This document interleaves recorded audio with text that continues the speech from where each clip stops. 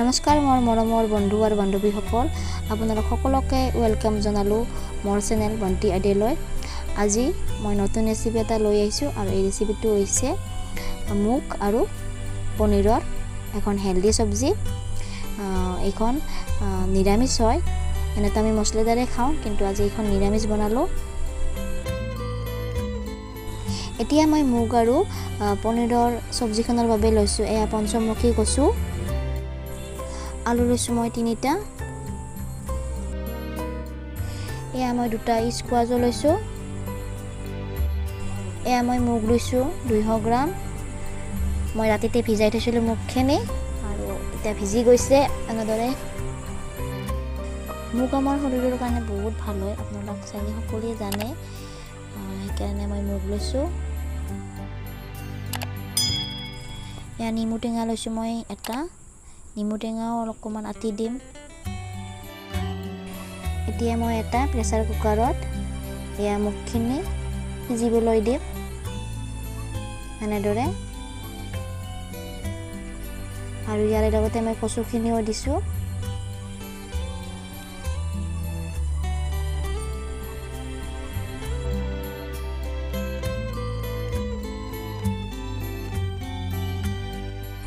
আৰু আলুখিনিও দিলোঁ ইয়াৰে লগতে একেলগে।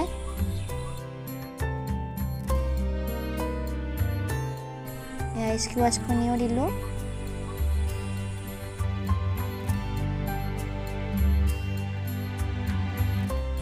এতিয়া ইয়াত অলপমান পানী ঢালি দিম, এইখিনি এতিয়া সিজিবলৈ দিম। এয়া মই সোৱাদ অনুযায়ী নিমখো দিলোঁ আৰু অলপমান দিলোঁ নিমখ।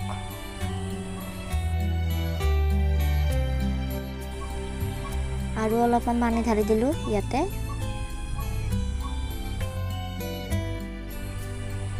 এতিয়া ঢাকনিখন লগাই দিম।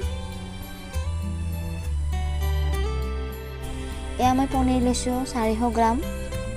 এতিয়া পনীৰখিনি এনেদৰে কাটিম, এনেকুৱা চাইজত কাটিম আৰু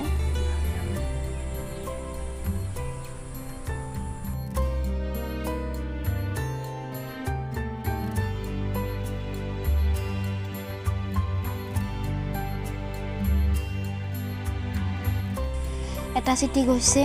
আৰু এতিয়া মই এইখিনি খুলি চাম। এয়া চাওক এনেকুৱা হৈছে, মই হালধি দিয়া নাই, এনেকুৱা হৈছে। অলপ লাৰি দিছোঁ।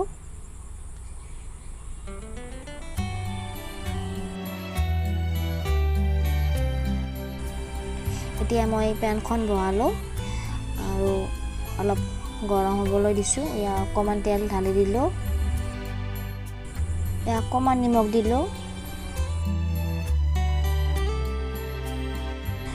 এতিয়া মই পনীৰখিনি ভাজিবলৈ দিম, এনেদৰে ভাজিবলৈ দিম। এয়া পনীৰখিনিও ওলটাই দিম। দেখিব পাৰিছে গল্ডেন কালাৰৰ হৈছে পনীৰখিনি। মই অকণমান আকৌ তেল দিলোঁ। এতিয়া মই এটা তেজপাত দিলোঁ, এটা শুকান জলকীয়া দিলোঁ। এতিয়া অলপ ভালদৰে লাৰি দিছোঁ।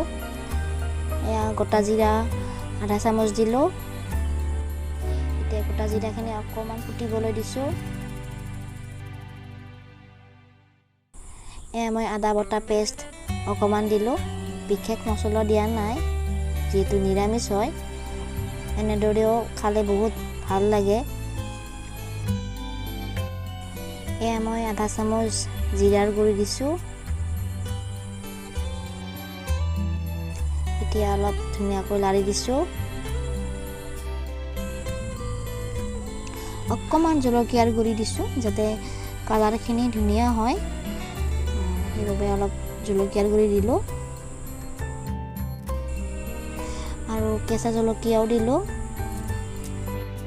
এতিয়া মছলাখিনি অকণমান পানী দিছোঁ যাতে আমাৰ মছলাখিনি জ্বলি নাযায়, তাৰ বাবে অকণমান পানী দিছোঁ।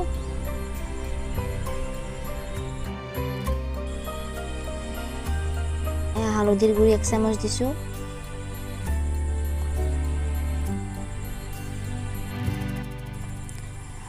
আৰু অলপমান পানী দিলোঁ। এই মছলাখিনি অকণমান ভাজি আছোঁ। মছলাখিনি ধুনীয়া ফ্লেভাৰ আহিছে, ধুনীয়া গন্ধ আহিছে মছলাখিনি।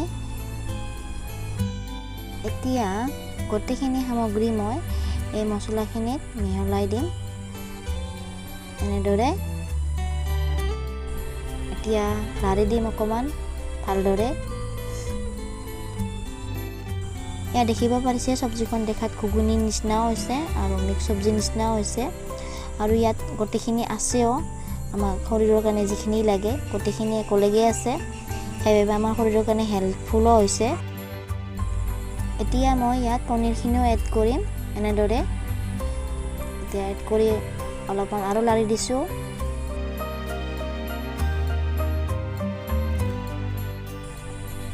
আৰু মই ইয়াতে 1 চামুচ গৰম মছলাও এড কৰিলোঁ আৰু এতিয়া ভালদৰে লাৰি দিছোঁ। সো ফ্ৰেণ্ডছ, এনেদৰে বনাই খাবচোন, বহুত ভাল লাগে খাবলৈ, টেষ্টি লাগে আৰু আমাৰ শৰীৰৰ কাৰণে ভালো হয়। এনেদৰে নিশ্চয় বনাব। এতিয়া মই একেবাৰে শেষত নিমুখিনিও ইয়াত আতি দিলোঁ। অলপ টেঙা টেঙা লাগিব খাই, টেঙাটো ভালেই হয় নিমু। টেঙাখিনিও মই শেষত এড কৰিলোঁ।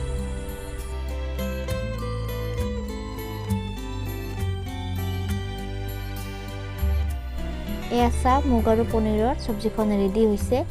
ইয়াত কেঁচা ধনিয়া দিলে খাই আৰু ভাল লাগিব, কিন্তু মই দিয়া নাই কাৰণ নাই যে, সেইবাবে দিয়া নাই, কিন্তু দিলে আৰু ভাল লাগিব।